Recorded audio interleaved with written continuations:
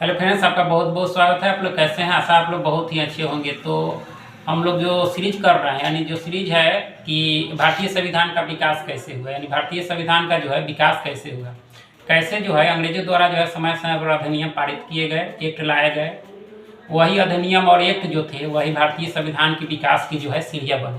तो सबसे पहले जो है 1773 में रेगुलेटिंग एक्ट पारित किया गया अंग्रेजों के द्वारा। वहाँ से लेकर यानी 1858 का जो भारत शासन अधिनियम था वहाँ तक हम लोग देख चुके हैं।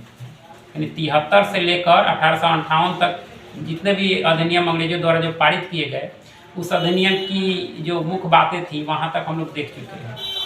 आज हम लोग देखेंगे कि 1858 के बाद जो अंग्रेजों द्वारा जो अधिनियम पारित किया गया, 1858 के बाद और 1909 तक जो अधिनियम पारित किए गए और उस अधिनियम की क्या मुख्य बातें थी, वहाँ तक हम लोग आज इस क्लास में देखेंगे। तो चलिए शुरू करते हैं, देखते हैं कि जो अधिनियम पारित किए गए उसकी क्या विशेषताएं थी, क्या मुख्य बातें थी।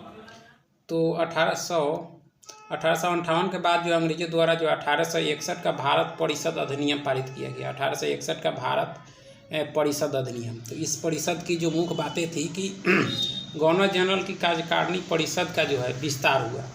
पहली मुख्य बातें थी कि गवर्नर जनरल की जो कार्यकारिणी परिषद का जो पहले सीमित था उसको क्या किया गया, विस्तार किया गया।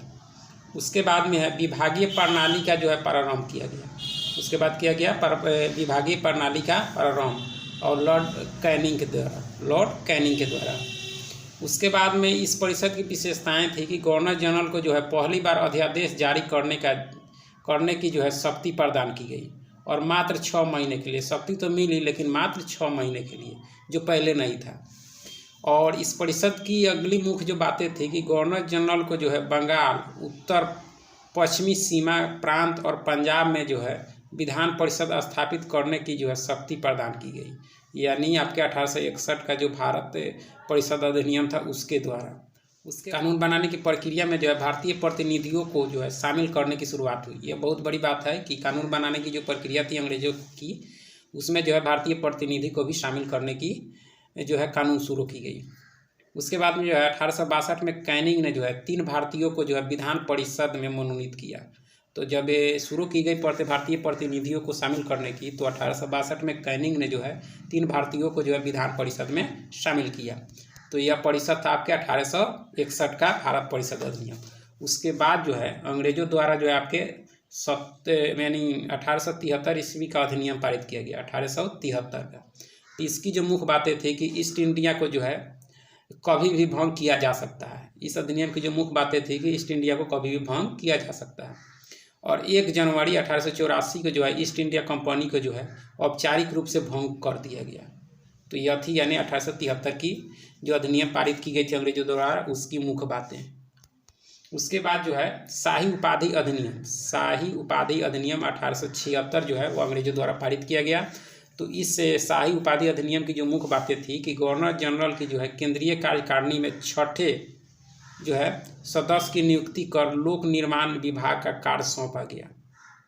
तो यह बड़ी बात थी कि गवर्नर जनरल की केंद्रीय कार्यकारिणी में जो है 6ठे सदस्य की नियुक्ति कर लोक निर्माण विभाग का जो कार्य था उसको सौंपा गया। उसके बाद जो है 28 अप्रैल 1876 को जो है एक घोषणा द्वारा महारानी विक्टोरिया को भारत की सामग्री जो है घोषित किया गया। तो यह बड़ी बात थी आपके कौन से अधिनियम की, तो शाही उपाधि अधिनियम 1876 की। उसके बाद जो है शाही अधिनियम के बाद जो है 1892 का जो है भारत परिषद अधिनियम पारित किया गया, 1892 का भारत परिषद अधिनियम। तो इसकी जो मुख्य बातें थे कि अप्रत्यक्ष चुनाव प्रणाली की शुरुआत की गई, ठीक है। उसके बाद में राजस्व एवं व्यय अथवा बजट पर जो है बहस करने तथा कार्यकारिणी से जो है प्रश्न पूछने की शक्ति दी गई। यह बहुत बड़ी बात थी। यानी राजस्व और व्यय अथवा बजट पर जो है बहस करने तथा कार्यकारिणी से प्रश्न पूछने की शक्ति दी गई आपके 1892 ईस्वी का जो भारत परिषद अधिनियम था उसके माध्यम से, ठीक है। 1892 का जो भारत परिषद अधिनियम था उसके बाद जो है 1909 का भारत परिषद अधिनियम पारित हुआ, यानी 1909 का, जिसे मार्लिन-मिंटो सुधार कहा जाता है। तो इस सुधार की जो मुख्य बातें थी कि पहली बार जो है मुस्लिम समुदाय के लिए जो है पृथक प्रतिनिधित्व का उपबंध किया गया।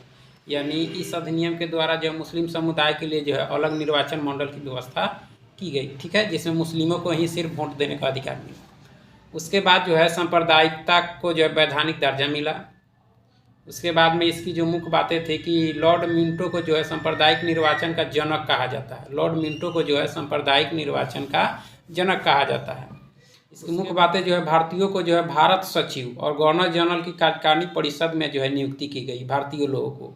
ठीक है। उसके बाद जो है केंद्रीय एवं प्रांतीय विधान परिषदों को जो है पहली बार, यानी केंद्रीय और प्रांतीय विधान परिषदों को जो है पहली बार बजट पर वाद विवाद करने का अधिकार मिला। उसके बाद जो है सार्वजनिक हित के विषय पर जो है प्रस्ताव पेश करने का भी अधिकार मिला। उसके बाद जो है पूरक प्रश्न पूछने और मत देने का भी अधिकार मिला इस अधिनियम के द्वारा, यानी मार्ले मिंटो सुधार 1909 अधिनियम के द्वारा भारतीयों को। उसके बाद जो है प्रांतीय विधान परिषदों की संख्या में जो है वृद्धि की गई। उसके बाद जो है वायसराय की कार्यकारिणी परिषद के प्रथम सदस्य सत्येंद्र प्रसाद सिन्हा बने। वायसराय की कार्यकारिणी परिषद के जो है प्रथम सदस्य आपके कौन बने? सत्येंद्र प्रसाद सिन्हा बने। ठीक है, बहुत ही इंपॉर्टेंट है। उसके बाद जो है प्रेसिडेंसी कॉर्पोरेशन, चैम्बर्स और कॉमर्स, विश्वविद्यालय और जमींदारों के लिए जो है अलग प्रतिनिधित्व का जो है प्रावधान किया गया आपके मार्ले मिंटो सुधार 1909 के द्वारा। मार्ले मिंटो सुधार 1909 के बाद जो है आपका 1919 का भारत शासन अधिनियम आया। उसको जो है मॉन्टेग्यू चेम्सफोर्ड सुधार कहा गया। 1919 का जो भारत शासन अधिनियम था उसको कहा गया मॉन्टेग्यू चेम्सफोर्ड सुधार। तो इसकी जो मुख्य बातें थी कि जो है कि केंद्र में द्विसदनात्मक शासन की व्यवस्था की गई। पहला जो है राज परिषद और दूसरा केंद्रीय विधान सभा। तो राज परिषद के जो है सदस्यों की संख्या 60 थी, जिसमें 34 निर्वाचित होते थे और बकिए मनोनीत होते थे। और वही विधानसभा की जो संख्या थी 144 थी, जिसमें 104 निर्वाचित आपके और शेष मनोनीत होते थे। वहीं राज्य परिषद का कार्यकाल जो है 5 वर्ष का था और विधानसभा का जो है 3 वर्ष का। उसके बाद जो है प्रांतों में दत्त शासन प्रणाली का जो है प्रवर्तन किया गया 1919 के शासन अधिनियम के द्वारा।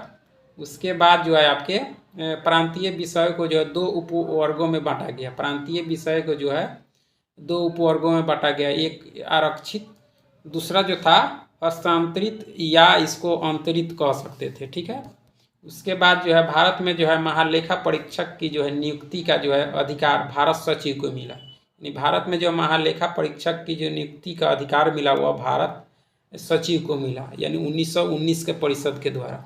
उसके बाद जो है लोक सेवा आयोग का गठन का प्रावधान किया गया। उसके बाद जो है 1926 में ली कमीशन की सिफारिश पर जो है सिविल सेवकों की भर्ती के लिए जो है केंद्रीय लोक सेवा आयोग का गठन किया गया ली कमीशन के द्वारा।